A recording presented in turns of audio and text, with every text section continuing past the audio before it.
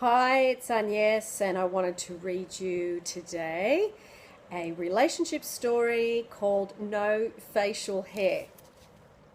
And it's from the book Emerald City.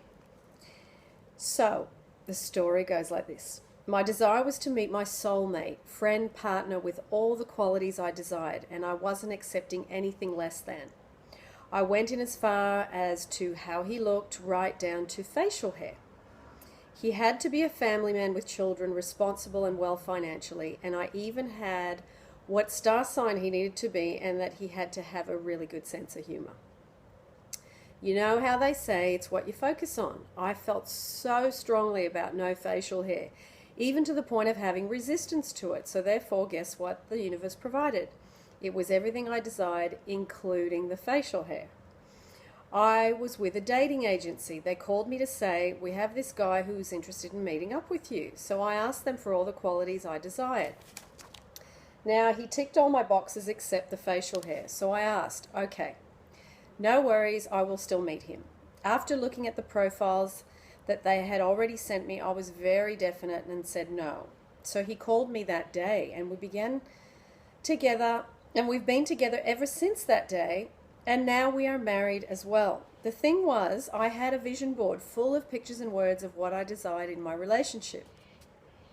My husband also had a vision board of what he desired in a relationship also. We both got more than what we asked for. And yes, he still has facial hair, which in the scheme of things really isn't that important. It so is what you focus on, whether it's what you want or what you don't want.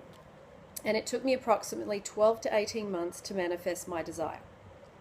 I only did a vision board. At that time, I didn't know too much about the law of attraction. I did up my vision board of my ideal man after I split up from my boyfriend in March 2005. So learning from that relationship, my first husband and other guys I went out with, I was very clear on what I wanted this time around. And I decided I would take nothing less than what I wanted. On it, I stuck a photo of a man who had a good body, dark hair, and photos of couples in love. When I wrote words like he has to be good looking in my eyes, be a family man, and have had children, and be really responsible.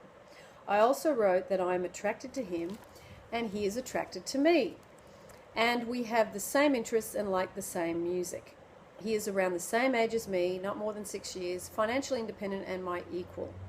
He has to be open and willing to look at himself and be into self-growth, a spiritual man, a confident, gentle, and supportive person. I have to feel safe. He loves me for who I am, is trustworthy, and has a sense of humor. He sees my worth and is my friend. It is very important to me that he wasn't an alcoholic or a problem drinker. The vision board was a continual reminder to me of what I wanted.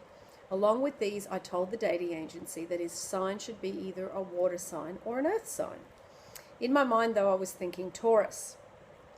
I also told them what age he should be. I told them that he definitely had to be a family man and should have dark hair.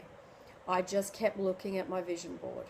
And every time I'd get a call from the agency, I kept telling them time and time again what I was looking for, which was very important, though I knew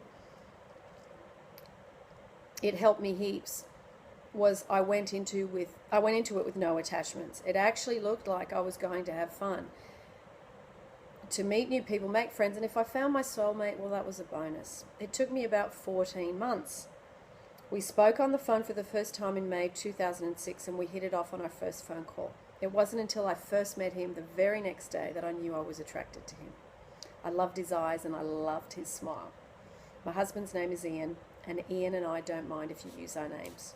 So that story was from Leif Jeffrey, and she is a beautiful woman that lives in Australia.